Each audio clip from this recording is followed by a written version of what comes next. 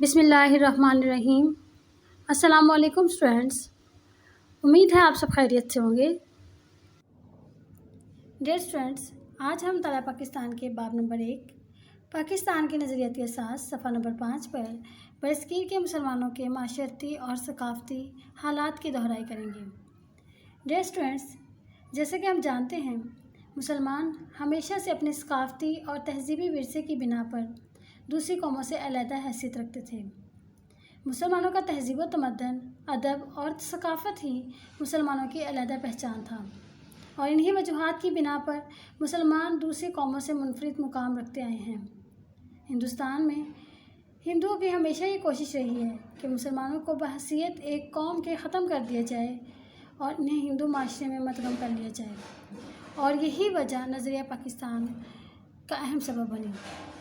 آئیے مطالعہ کرتے ہیں۔ اسٹوڈینٹس، یہاں پہ آپ کی ہیڈنگ بن سکتی ہے برصغیر کی تہذیب و ثقافت پر اسلام کے اثرات۔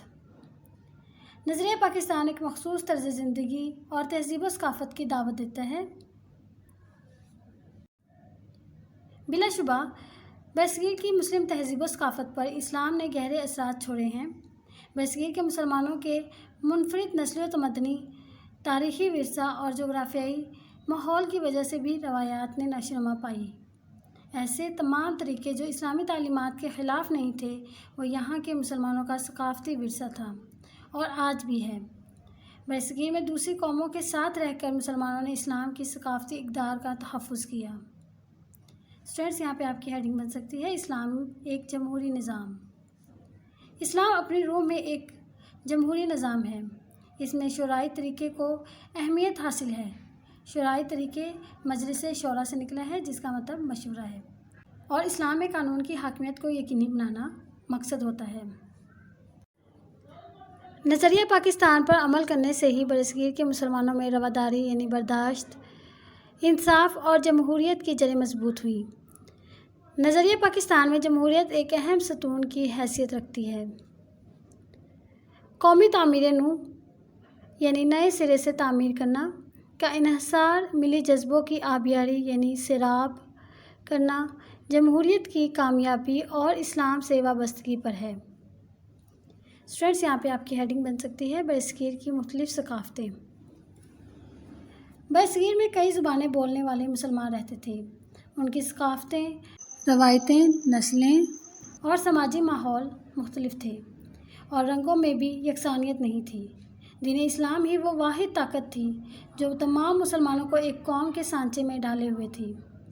اسلام کی روح سے مسلمان کا بھائی ہے، اور مسلمان ہمیشہ اپنی پہچان اپنے مذہب کے حوالے سے کراتے تھے۔ علامہ اقبال نے مذہبی بنیادوں پر زور دیا اور کہا کہ مسلمان دین اسلام کی وجہ سے ایک ملت ہیں اور ان کی قوت کا انحصار اسلام پر ہے۔ انہوں نے مسلم ملت کی اساس یعنی بنیاد کے حوالے سے حقیقی تصور اپنے اشعار میں یوں پیش کیا: اپنی ملت پر قیاس اقوام مغرب سے نہ کر، قیاس مطلب اندازہ لگانا، خاص ہے ترکیب میں قوم رسول ہاشمی، ان کی جمعیت کا ہے ملک و نسب پر انحصار، قوت مذہب سے مستحکم ہے جمعیت تیری۔ اسٹوڈینٹس، یہاں پہ آپ کی ہیڈنگ بن سکتی ہے کانگریس اور برطانوی حکومت قائد اعظم کے خلاف مشترکہ قوت۔ کانگریس اور انگریز حکومت کی مشترکہ قوت قائد اعظم اور آل انڈیا مسلم لیگ کے مضبوط ارادوں کی راہ میں رکاوٹ پیدا کر رہی تھی۔ قائد اعظم ان دونوں سے مسلمانوں کو آزادی دلانا چاہتے تھے۔ ہندوؤں کی عددی برتری اور انگریز حکومت کی بے پناہ طاقت مسلمانوں کو پاکستان بنانے سے نہ روک سکی۔ اس کی وجہ اسلام سے مسلمانوں کا وابستہ ہونا تھا۔ قائد اعظم اسلام کی سربلندی اور مسلمانوں کے تحفظ کے لیے مسلسل کوشاں رہے، اور مخالفتوں کے پہاڑ بھی ان کا راستہ نہ روک سکے۔ اسٹوڈینٹس، یہاں پہ آپ کی ہیڈنگ بن سکتی ہے مسلم قومیت کا تصور۔ مسلم قوم نے اپنے عظیم قائد کی سربراہی میں اپنے آپ کو ایک مضبوط اور بھرپور قوم ثابت کیا اور ملی اتحاد کے ذریعے مسلمانوں کے جداگانہ قومیت کے تصور کو کامیاب بنایا۔ یہ تصور نظریہ پاکستان کہلایا۔ ڈیئر اسٹوڈینٹس، اسلام مکمل ضابطہ حیات ہے۔ متحدہ ہندوستان میں رہتے ہوئے مسلمانوں کے لیے یہ ممکن نہ تھا کہ وہ اسلامی طرز زندگی اپنا سکیں، لہٰذا اسلام کو زندگی کے ہر شعبے میں لاگو کرنے کے لیے یہ ضروری تھا کہ مسلمانوں کا اپنا علیحدہ آزاد وطن ہو جہاں پر اسلام کے اصولوں کو اپنایا جا سکے۔ قائد اعظم نے فرمایا، ہم نے پاکستان کا مطالبہ اس لیے کیا کہ ہم مسلمان تھے اور مسلمان رہنا چاہتے تھے، اس لیے ایک خطہ زمین کی ضرورت تھی جہاں ہم اپنی زندگی کو اسلام کے سنہری اصولوں کے مطابق ڈھال سکیں۔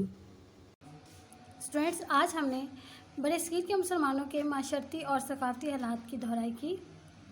آج کے لیے اتنا ہی، اجازت دیجیے، اللہ حافظ۔